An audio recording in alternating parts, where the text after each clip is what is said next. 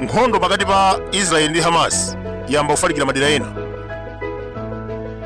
Maiko ambiri a Chisilamu mukuchitika zionetsero zodana ndi Israeli. Ku Yemen, zigawenga za Houthi zinaponya mizinga yoopsa pa nyanja ya Red Sea. Cholinga chawo amafuna kuti akapulise Israeli, koma zimenezi zinalephereka. Ku Iraki, anthu ndokwiya kwambiri ndi zimene zikuchitika ku Gaza. Mashia akufuna America ichotse asilikali awo mdzikolo. Taona last week zigawenga zinaponya bomba opsa kumalo okhala asilikali pa Assad base, pa Shu air base, komanso muzinda wa Baghdad, especially malo amene kumakhala Americans. Cholinga chawo pochita zonsezi akufuna America ichoke maiko a Chisilamu, akuti chifukwa amasapota Israeli. Nakonso ku Syria, achiwembo anaponya mizinga iwiri pamalo okhala asilikali ku America. Malo amenewa amatchedwa kuti a Tarif Garrison. Tikunena pano Israeli kukhawulitsa Gaza ndi mabomba inyanguleke. Anthu oposa 4,000 aphedwa, komanso ena 1 miliyoni athawa nyumba zawo. Maiko achiluya ndokwiya kwambiri zimene zikuchitika kumeneko, ndipo amanga fundo imodzi yodzudzula nkhanza za Israeli. Enanso aopseza kunena kuti akhoza kusiya kugulitsa mafuta a galimoto. Nkhani imeneyi si yachilendo. Tinazionako 1973 pamene kunali nkhondo pakati pa aluya ndi Israeli. Maiko ambiri a Chisilamu anasiya kugulitsa mafuta a galimoto pa nthawi imeneyo, ndipo kunabwera energy crisis. Leronso Saudi Arabia ndi anzawo atakhala kuti asiya kugulitsa mafuta, zinthu zikhoza kuyipiratu pa dziko lonse lapansi. Ndikunena pano mademo odana ndi Israeli akuchitika maiko ambiri a Chisilamu. Palinso chiopsezo chonena kuti Ayuda amene akhala kumeneko akhoza kupangidwa chipongwe. Taona masiku apitawa nzika za ku Israeli zasamuka kuteke. Asilikali ku America makomanda achenjeza kunena kuti Israeli ikangolekeza kupanga invade Gaza, Asilamu ambiri adzakhala ndi mkwiyo pa dziko lapansi. Chifukwa cha warning imeneyi, Ayuda onse amene amakhala m'maiko a Chisilamu ayamba kuchoka nkumabwerera kwawo. Nkhondo imeneyi ikuchitikira kumwera kwa Israeli, komabe mbali yakumpoto wayambanso kuvuta. Kumeneko anapanga malire ndi dziko la Lebanon, ndiye kuli gulu la Hezbollah limene limathandizidwa ndi Iran. Masiku apitawa anaponya mabomba opsa ku Israeli, zimene zabweretsa mantha pakati pa Ayuda. Mwachidule ndikuwuzeni kuti amene anayamba zake ndi Israeli ndimene aponya mabomba ku Lebanoni akuti kufuna kukhawulitsa Hezbollah. Ndiye Hezbollah pobwezera inaponyanso mizinga ina kumeneko kumpoto kwa Israeli. Ndiye zimene zabweretsa mantha akulu kwambiri pakati pa Ayuda okhala kumeneko. Prime Minister Benjamin Netanyahu walamula anthu onse amene akukhala ku border more than 20,000 people kuti asamuke. Kumeneko kuli chiopsezo cha nkhondo pakati pa Israeli ndi Hezbollah, ndipo chifukwa chake boma likusamutsa Ayuda okhala konko. Chipwirikiti choopsa chikupitirira ku Gaza. Tuesday last week Israeli inaphulitsa bomba pa chipatala china ndipo apha anthu oposa 500. Thursday anaphulitsa bomba lina pa chalichi cha Orthodox, anthu oposa 18 anaphedwa. Tikukumbukira pamene nkhondo imene imayamba, maiko ambiri pa dziko lapansi ankasapota Israeli. Koma after 2 weeks Mapalestina osalakwa 4,000 aphedwa, zimene zapangitsa kuti maiko ena asinthe chiganizo ndi kuyamba kudzudzula Israeli. Pali nkhani zokhala ngati kuphulitsa chipatala ndi kupha anthu 400, kuphulitsa chalichi ndi kupha anthu oposa 18, akuphulitsa manyumba anthu amenenso sakukhuzidwa ndi nkhani imene ya Hamas.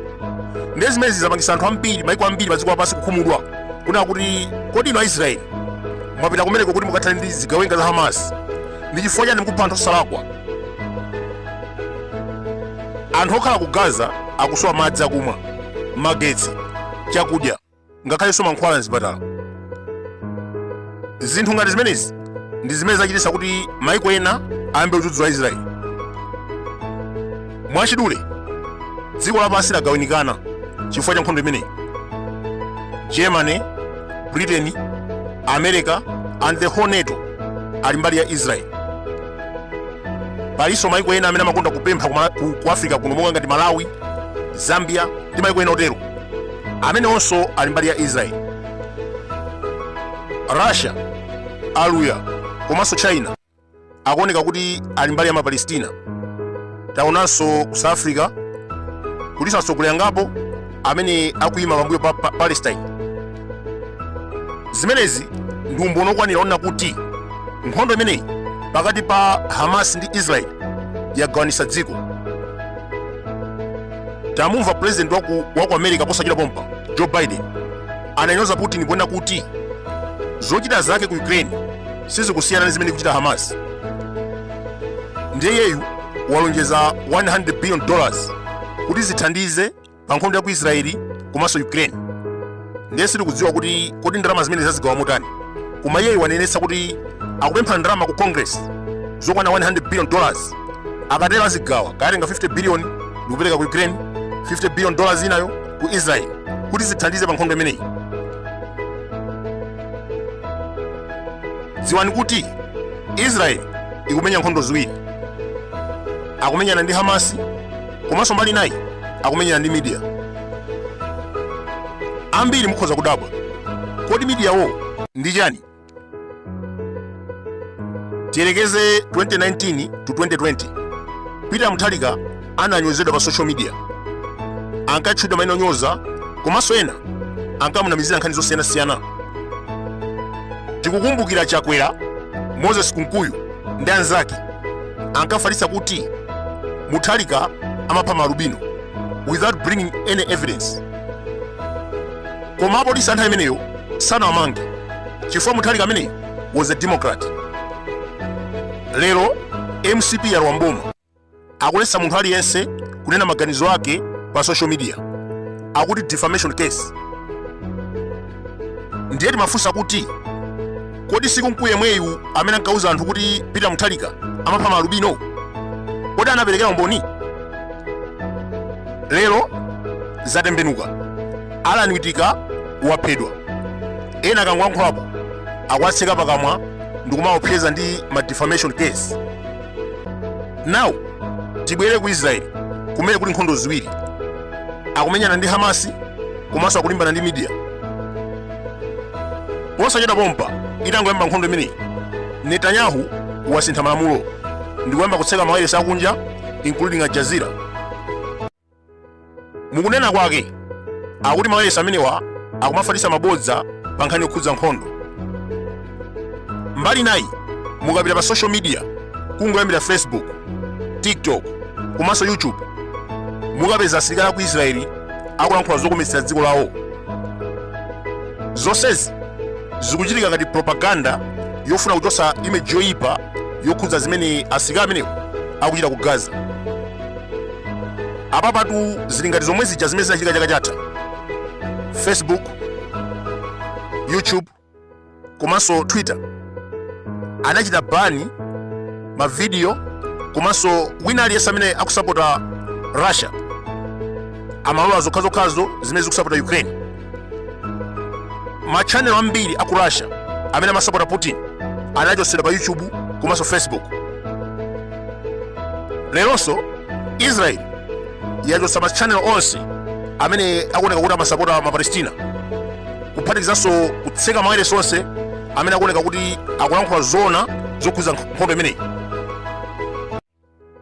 Mwachidule mukamaona atsogoleri akuchita mantha ndi social media mudziwiretu kuti akuopa chilungamo. Dictatorship system of government simalola freedom of speech ngati imene akuchitira Chakwera komanso Prime Minister wa ku Israel Benjamin Netanyahu.